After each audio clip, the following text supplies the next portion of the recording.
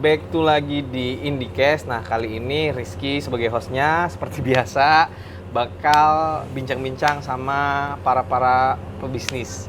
Nah, kali ini kita ada di salah satu coffee shop yang ada di Jalan Setiabudi, jalan besarnya, jalan dalamnya, jalan apa? Jalan Harmonika Baru. Harmonika Baru nomor 5, yaitu Ompong Gende Coffee. Nah, kalian nanti boleh deh main ke sini. Nah, sebelum video ini dibuat, aku udah main ke sini. Worth it, harus main kalian. Nah, langsung aja kita bakal ngobrol-ngobrol dengan Bang Ikhlas. Ya. Nah, Bang Ikhlas selaku sebagai owner dan juga owner ya, Bang. Insya Allah. Insya Allah. Sebagai owner di sini yang juga merangkup hampir semua apa yang ada di sini. Sebagai rosternya juga, sebagai manajemennya. Jadi Bang Ikhlas nggak lepas ataupun autopilot bisnisnya sendiri ya, Bang? Ya, benar-benar. Tetap masih terpantau. Nah, kita bakal bincang-bincang sedikit nih di sore hari dengan Bang Ikhlas. Nah, Bang Ikhlas, gimana sih Bang pertama kali Abang tertarik untuk memutuskan membuka bisnis kopi? Ini basic sih sebenarnya. Karena kan semua orang punya punya interest dulu untuk bisa menciptakan sesuatu kan. Nah, dari Bang Ikhlasnya sendiri, apakah itu sebelumnya ada hobi atau ngelihat ada peluang nih di sini nih gitu? Kalau awalnya sih pertama itu kan Ompo ini ada tahun 2017. Wah, cukup lama ya. Berarti sebelum industri kopi yang sebelum segede inilah industri kopi udah ada ya, Bang? Pas lagi ininya lah, pas lagi mau gede-gedenya ya. gede-gedenya. Wah, cukup lama. Awalnya kan 2017, tuh pas semester akhir kuliah. Wah. Kan pertama itu kan pengennya begitu selesai kuliah, apa ya, biar nggak nganggur gitu kan. Berarti tamat itu udah kepikiran ya? Udah kepikiran ya. Kopi nih gitu. Atau Nggak, berawal awalnya dari hobi? sebenarnya bukan kopi sih. Kemarin kan awalnya, aku kan kebetulan lulusannya teknik sipil. Wah, bangunan. Terus habis itu kan mikir nih apa ya pekerjaan yang begitu tamat nggak langsung nganggur, ada kerjaan lah gitu kan. Terus cari yang dekat-dekat dulu kan. Terus yang dekat itu memang dari dulu kebetulan sering ngopi. Nah, jadi sering ngopi kan, terus kenapa nggak coba ke industri itu gitu. Oke. Tapi sangat seringnya ngopi itu yang menimbulkan daya tarik ke Abang atau gimana? Singkat ceritanya ya udah, ya dibuka dulu tanpa ada ilmu, ya udah pasti bangkrut sih. Itu udah pasti bangkrut ya. Udah tahun 2017 bangkrut, ada sekitar namanya apa? Sama tetap Ompong juga gitu ya. Okay. Di Kedai Bugi dulu, yang di Kedai Bugi pernah dengar. Ya, Siblu tuh. Oke. Itu 4 bulan tutup. Habis itu dulu di Kedai Bugi itu Ompong gedenya. Iya, tutup. Cuman buka, ada nyewa space gitulah. Oke. Terus habis itu long story short, collapse, bangkrut, operasional nggak menutupi. Habis itu ya udah diskusi sama keluarga apa segala macem, kembali lagi ke kampung. Kampung kan gimana tuh, Bang? Sidimpuan, Bang. Sidimpuan, Padang Sidimpuan. Buka lagi di sana, kembali ke sana, terus kebetulan karena ya nganggur lah, Bang, makan tidur kan. Terus layaknya orang pengangguran ya, Bang. Terus mama bilang ya udahlah ke sana aja lah, katanya, ke Medan aja lah, nggak apa-apa, uang bulanan tapi kirim gitu kan. Ya udah, sembari bahkan nyari pengalaman juga di kopi. Ini ada kawan nih yang buka coffee shop. Ya udah ngajakin. Ya udah nggak apa-apa, Bang, aku kerja di situ. Tapi aku nggak bakalan lama dan satu syarat, aku bilang gitu kan. Aku ngebuat si coffee shop ini sebagai quote and quote laboratorium aku lah gitu. Udah. Tempat Abang eksperimen ya? Iya benar. Sebelum memutuskan membuka lagi gitu ya. Terus habis itu ya ada kebetulan rezeki buka yang di Tasbih, alhamdulillah yang seperti yang diharapkan, ya kan, meledak meletup sampai ya. 2007 sampai 2000 sekarang 2023, 2021 ya. Dari 2000 di Tasbih itu 2018, kita start awalnya itu di akhir tahun 2018, 2020 Covid, udah tertati-tati sampai 2021 kan. Udah habis itu 2022 di sini baru buka awal tahun. Berarti sempat ini ya, Bang. Sempat masif dulu ya di 2021-nya. Kan pindah tuh. Tapi dia nggak lama sih bang. Oh, nggak lama. Ya, jedanya langsung, maksudnya, sorry jedanya. Langsung jalan sih. Oh, oke. Berarti awalnya emang kalau kita bisa bilang coba aja dulu ya. Iya benar. Berawal dari coba. Tapi nggak boleh dicoba sih itu bang. Belajar dulu harusnya. Ini Iya, ya pesan ya bang, pesan iya, buat benar. buat para pelaku ataupun yang ingin berbisnis coffee shop. Pesan dari Bang Ikhlas, Belajar dulu. jangan coba-coba. Pokoknya semua bisnis itu jangan dicoba. Bener. Belajar dulu, seenggaknya basicnya dulu, udah habis itu baru coba. Nah, kalau boleh tahu nih Bang, modal apa yang bisa buat Abang yakin nih coffee shop Ompong Gede ini akan berjalan lancar? Apa ya bang? Kalau dibilang ya pasti kapital ya, modal duit dulu ya pertama. Iya. Ya. Terus yang kedua tuh ya harusnya ilmunya dulu. Ilmunya, terus yang ketiga ya pastinya bahkan seenggaknya tuh harus ngerti market lah. Maunya market seperti apa, gitu sih bang. Nah, membuka bisnis coffee shop ini kan modalnya tidak affordable ya Bang? Bener. Makanya kan kembali lagi di awal bang, ilmunya dulu ini. Sebenarnya kalau dibuat affordable juga bisa. Cuman kita harus mengerti kemauan pasar itu sebenarnya apa. Itu. Kebanyakan kan sekarang kesalahan para pelaku di industri ya, pelaku bisnis industri ini. Sebenarnya dia nggak tahu nih mau nargetin pasar yang mana, positioningnya di mana. Oh, berarti positioning itu penting. Penting. Jadi seenggaknya budget itu jadi bengkak. Kan sebenarnya gini bang, kalau kita breakdown, sebenarnya di Kota Medan kan pasarnya bukan kopi sebenarnya, Tempat. nongkrong kan. Ya. Nah, sebenarnya kan marketnya itu kan nongkrong sebenarnya. Nah, Bisa berlama-lama di tempat itu. bener. Jadi kan sebenarnya ngapain kita ibaratkan beli mesin yang mahal, ngapain kita setup bar yang mahal, kalau sebenarnya marketnya itu mau cuma nongkrong gitu. Bukan menikmati ya. Bukan ibaratkan quote and quote, bukan memang nyari si kopinya kan gitu. Karena memang harus kita akui di sini terlalu banyak ya Bang. Udah Iya, menjamur banget iya, coffee shop. bener. Tempat baru, ada baru langsung rame. ya. Nanti ada yang baru lagi yang baru terakhir tuh ditinggalkan. Bener-bener. Jarang yang mencari sebuah taste atau rasa dari tempat itu. Ya benar. Kalau aku ya sebagai penikmat juga sering lah ngopi. Aku tahu di mana yang aku ngunjungi tempat kopi.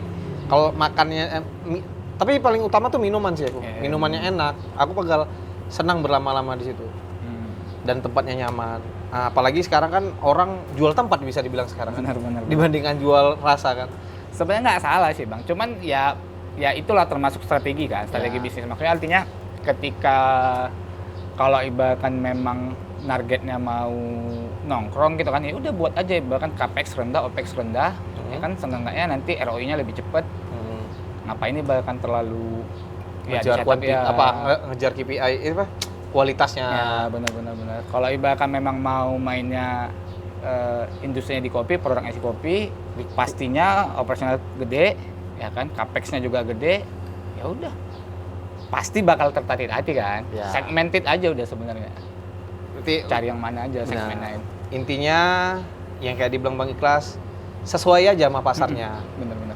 Observasi dulu kira-kira pasar di daerah. Daerah termasuk mempengaruhi tempat kita rame atau enggak ya pastinya ya Bang. Sangat berpengaruh. Observasi mungkin daerah ini audiensnya berapa, siapa aja mungkin tempat-tempat di dekat sini apa ya bisa Iya, dibilang benar. kayak oh orang kantoran nih atau anak-anak mahasiswa. Kita bisa bilang di sini juga dekat dengan salah satu kampus terbesar di Medan kan Bang.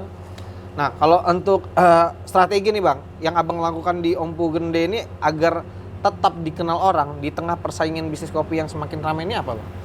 Kalau kami sih bang, kalau ibaratkan ininya sih nge-maintain setiap customer kami aja dulu gitu. Maksudnya ngapain kita target yang gede-gede? Ya udah kita ibaratkan yang ada sekarang itu kita maintain terus. Biar ada RO terus. Sebenarnya kan kita kalau sekarang nih kita lebih berfokus bagaimana caranya kita sustain dulu gitu. Kan kalau nggak salah sih, memang kadang-kadang kan kebanyakan teman-teman di pelaku industri orang itu mau ngejar langsung ibaratkan scale up. Oh, kalau terlalu kita, cepat ya. Kalau kita ibaratkan yang pertama itu bagaimana caranya kita buat fondasinya dulu yang kuat, terus nanti kita scale up pelan-pelan gitu sih. Nah, padahal kalau bisa dibilang abang punya space yang cukup gede nih sampai Ya, depan. benar. Tapi kenapa abang hanya membatasi space parkirnya lebih luas daripada tempat itu? Kenapa tuh Bang? Kan gini bang, sebenarnya kan Ini apakah, sorry, gue potong, apakah termasuk strategi abang juga? kalau dibilang termasuk strategi enggak sih bang, sebenarnya kan kurang duit sih.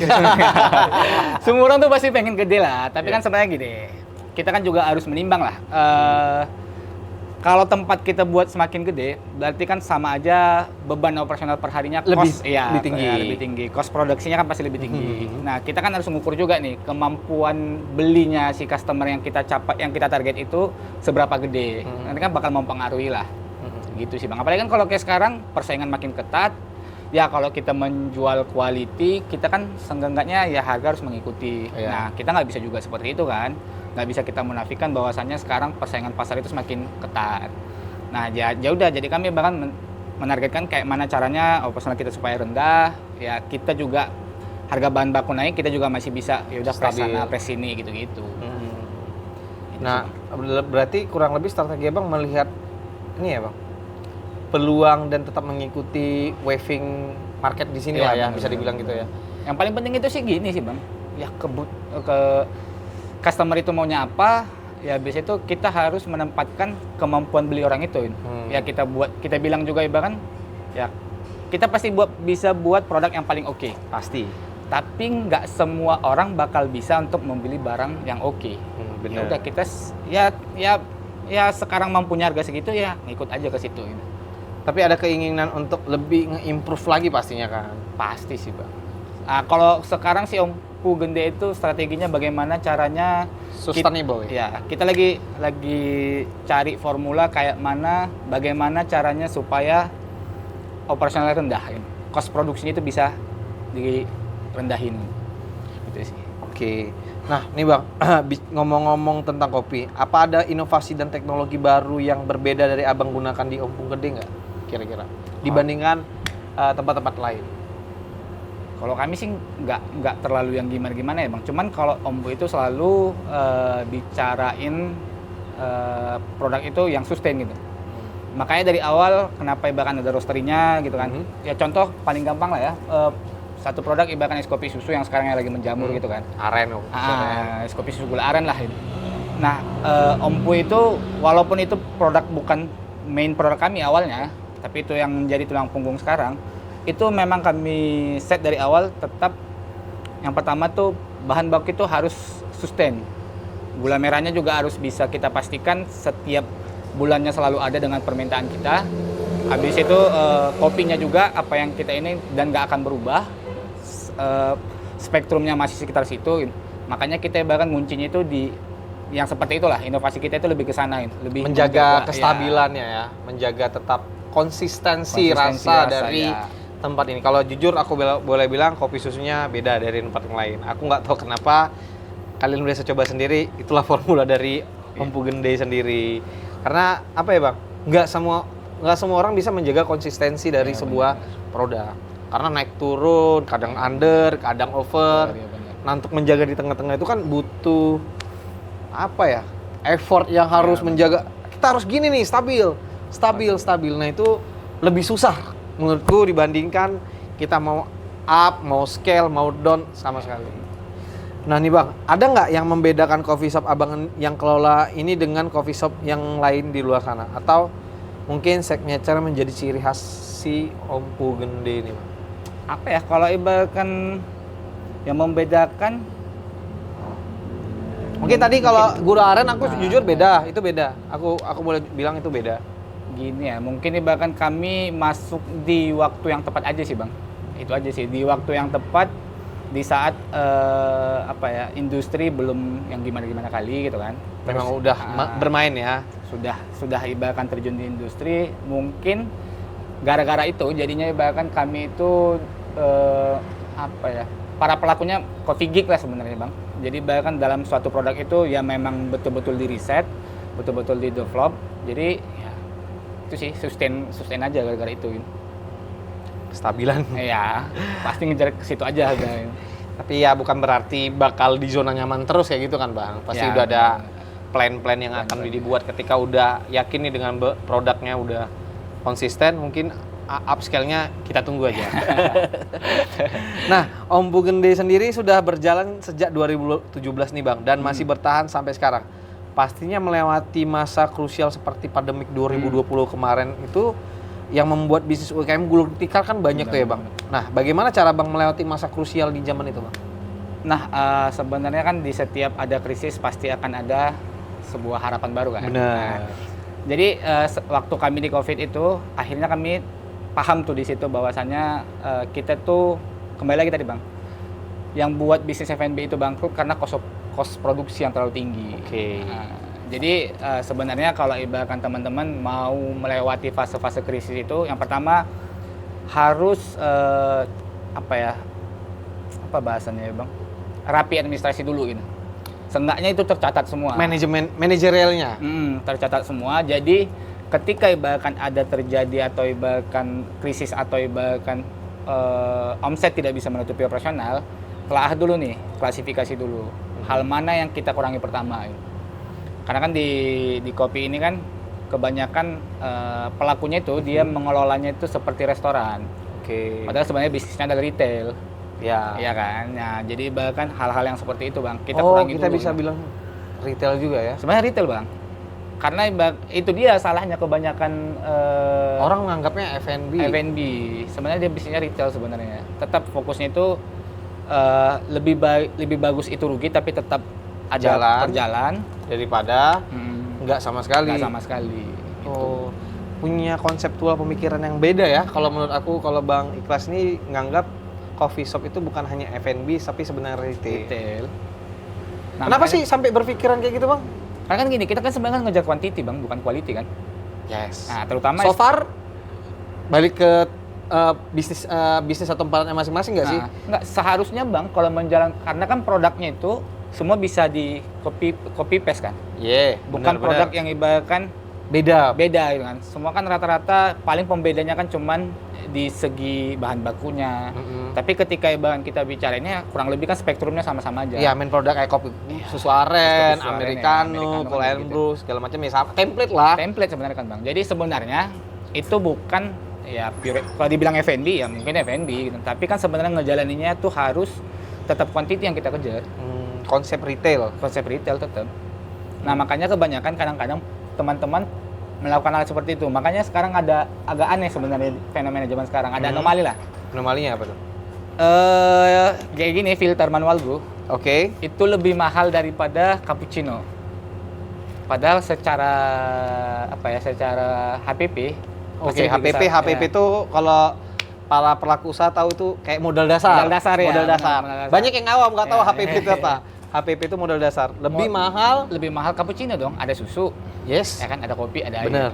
Nah, si manual brew cuman kopi sama air. doang. Nah, tapi sekarang tuh kebanyakan pelaku tuh masih melakukan hal yang sama, termasuk kami. Lebih mahal Si manual. Dulu di 2018 sampai 2019 itu masih lazim.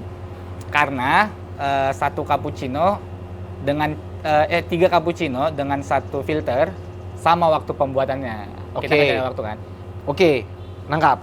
Nah, kalau sekarang Satu cappuccino ya kurang, ya sekarang Bang orang pesen filter berapa banyak sih gitu. ya Ya kan?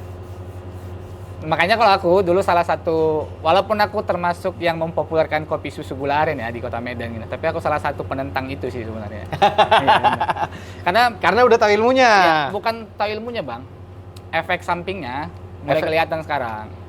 Si barista itu jadinya baik si barista, baik si roaster, Oke. rantainya lah semua itu nggak berjalan sesuai dengan sebagaimana mestinya. Harusnya kan si barista itu Mengedukasi. ya termasuk mengedukasi. Ya kan produk kopi gula aren ini kan bukan produk yang susah sih sebenarnya Bang. Kopi, susu, aren. Dan habis itu kan es. sekarang udah di prepare semua kan? Iya, udah Bukan fresh from from the oven lah istilahnya. from the Udah oven. ada emang stok pakai. tinggal nyampurin susu, Ya. nyampurin ini udahin. Benar. Sebenarnya kan kalau aku ya Bang, ya gimana ya, miris sebenarnya kan. Barista itu kan sebenarnya keilmuannya kan lebih dari segitu gitu kan. Ya. Kalau sekarang kan barista itu jadinya operator kan. Mencet, timbang, Udah timbang, gitu. timbang ya. Udah terlalu gampang ya, Bang? Terlalu gampang. Terlalu kita bisa bilang kayak AI nggak sih, mereka tinggal Bener, taruh. Taruh, Padahal harusnya barista tuh lebih kompleks lagi, bener-bener ngenyajikannya tuh fresh the Ya. oven lah. Ada quality control lah tiap hari gitu kan harusnya si barista. Karena kan gitu. pasti antara rasa yang udah di stok Mm-mm. sama fresh in the oven itu pasti beda. Beda sih harusnya. Beda. Makanya kan apa ya Bang ya? Karena tadi menjalankannya itu ya kebanyakan kan pelaku tidak tidak belajar dulu kan bang. Ya. Nah kami ini kan yang zaman 2012 memang belum ada kan. Belum ada role playnya ya. Ada, cuman belum banyak sekolah-sekolah ininya lah bang. Oh iya, maksudnya Lembaga-lembaganya. lembaga-lembaga kayak sertifikasinya. Ah. Mungkin role play kita bisa bilang salah satu role play di Medan ini udah gulung tikar ya, kalau kita bisa bilang. Masih sih bang, masih ada. Masih. Masih. Kayak Omerta, habis itu Moka masih ada. Cuman ada salah satu tempat yang mengusung industri pertama kali kan termasuk yang udah gulung Ya tikar. sih, lagi ya gitulah bang. Tapi itu balik lagi karena inovasi ya, Bang. Iya benar. Sebenarnya ya gitu sih, karena pelakunya ya gitu. Sebenarnya kalau bagi kami nih zaman kegelapan sih bang 2000. Makanya kalau aku bilang tuh sebenarnya bangkit bounce back-nya lagi tuh di 2025, 2024 akhir gitu sih. 20. Nah, Sekarang nih transisi ya. Lagi transisi lah ini. Makanya kalau ibaratkan kita lihat trennya kalau di Jakarta, habis itu di Singapura atau di masing-masing sebenarnya negara itu punya punya trennya masing-masing. Yes.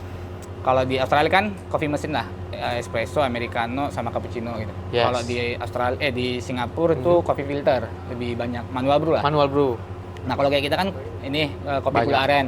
Bubuk. Nah kopi bubuk lah, kopi gula aren. Kalau sekarang coffee shop itu main produknya pasti gula aren.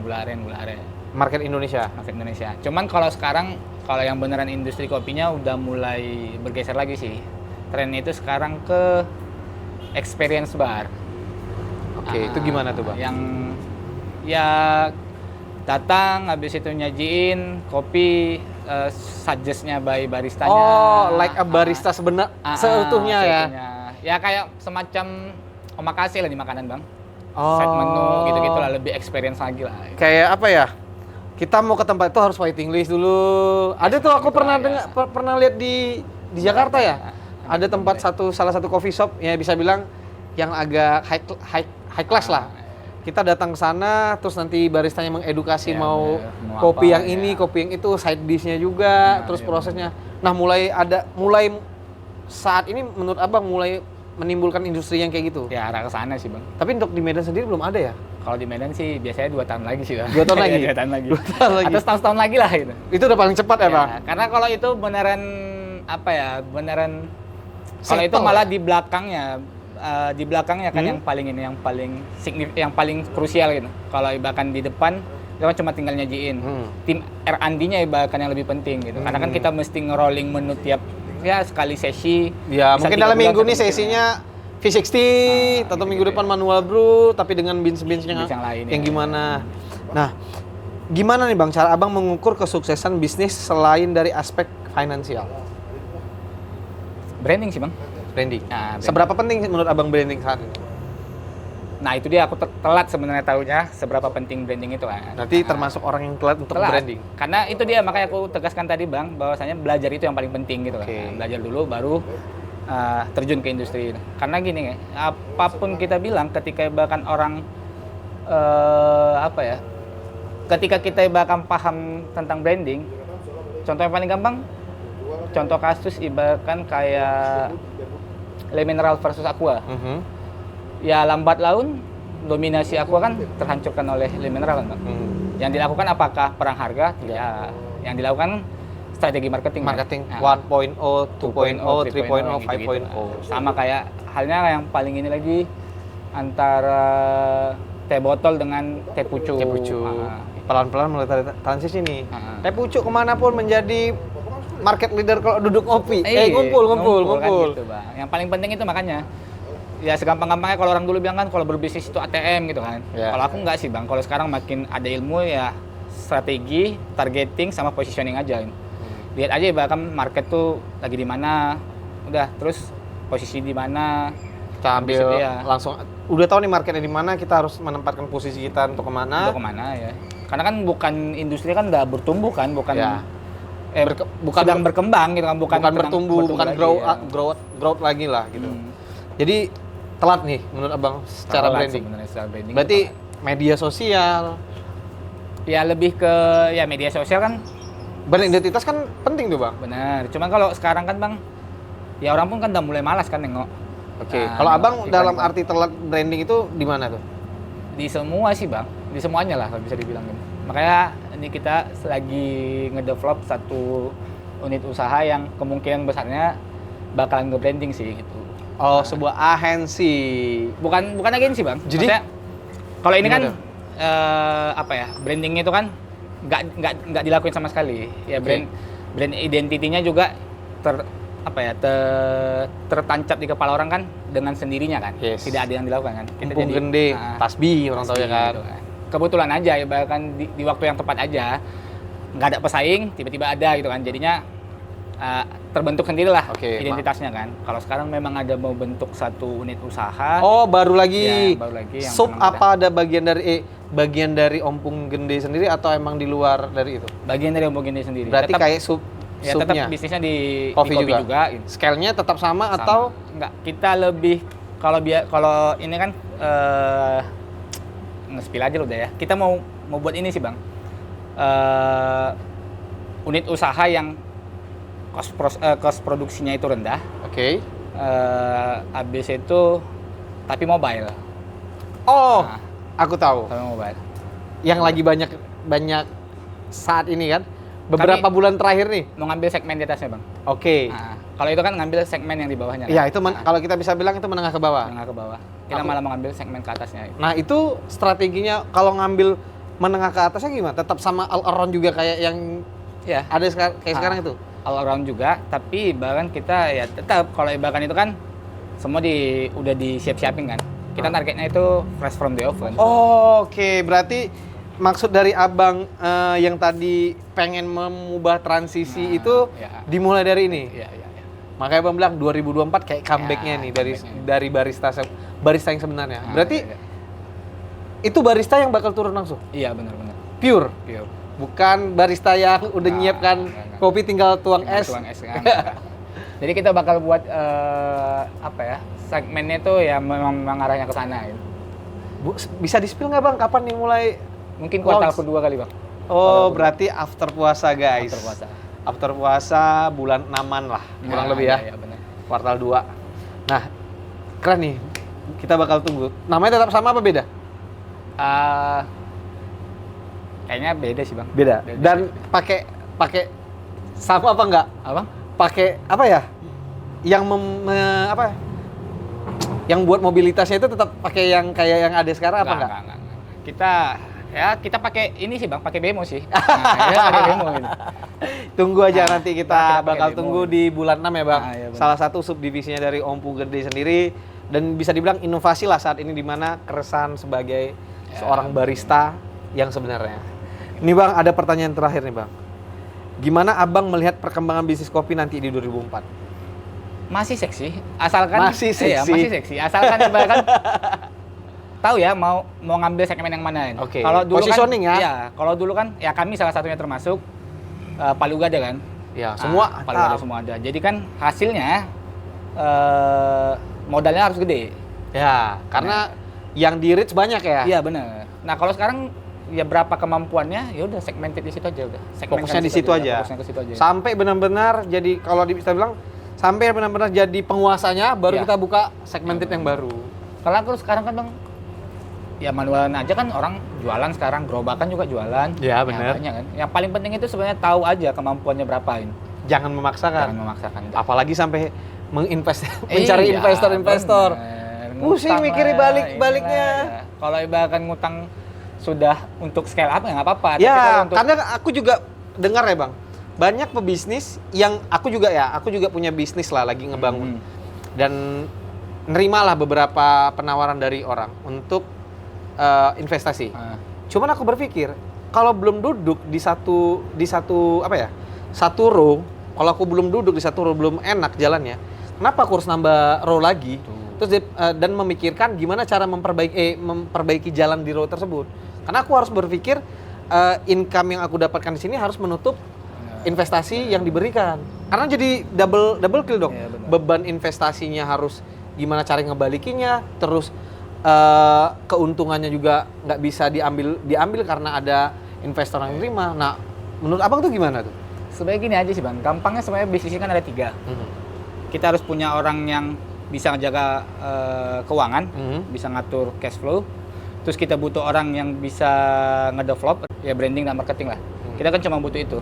Nah, ketika bahkan ada investor mau masuk, setidaknya harus ngasih input value di antara ketiga itu, Bang. Oh, oke. Yang ngapain kita bahkan terima, toh kalau kita juga yang Bisa harus jalan mengelola ketiganya, ya kan ngapain juga, Bang. Iya, nah aku berpikir banyak orang yang mungkin awam ya Bang, bahwasanya dengan adanya investor berarti visi ataupun bisnis yang dia jalankan buat daya tarik dan bakal berkembang. Tapi itu bisa jadi bumerang pastinya kan? Iya. Karena beban. Makanya kan sebenarnya paling penting kan, Bang, ngapain? Ya kembali lagi sih ke prinsip orang berbisnis. Oh, iya, ya. Kalau aku mikirin bisnis itu yang paling penting sustain dulu. Ya benar. Terus nanti lama-lama kita scale up pelan-pelan. Pelan-pelan. Karena ketika kalau aku mikirnya gini Bang, ketika kita udah tahu jalannya, udah enak nih, mau nge-scale-nya pun juga aman. Kita udah tahu mau ngebalikinya. Karena untuk ngebaliki jalan itu, kita harus ngelebari jalannya. Iya. Nah, Kadang-kadang kan kebanyakan pelaku itu kan pengen cepat-cepat gede. proses Ya, dulu. bisa sih, tapi kan ibaratkan apapun yang meledak bubble Awal. cepat ya, pasti kan Cepat meledak juga ya. habisnya. Itu pasti ya Bang. Prinsip inilah, prinsip ekonomi lah ya. Ya, apapun yang kita dapatkan dengan gampang, lepasnya juga gampang. Apapun yang kita lakukan dengan jerih payah, hasilnya juga bakal bertahan lama. Oke, sekian untuk sore ini kita bincang-bincang dengan Bang Ikhlas tentang gimana sih bisnis dari Om Pu Gede sendiri. Nah, kalian bakal nonton kita di YouTube Indibi Sumatera, dan juga nanti bakal ada previewnya di Instagram Indibi Sumatera dan Om Pu Gede sendiri. Nah, aku Rizky, mohon undur diri, dan Bang Ikhlas. Sampai jumpa di Indicast selanjutnya.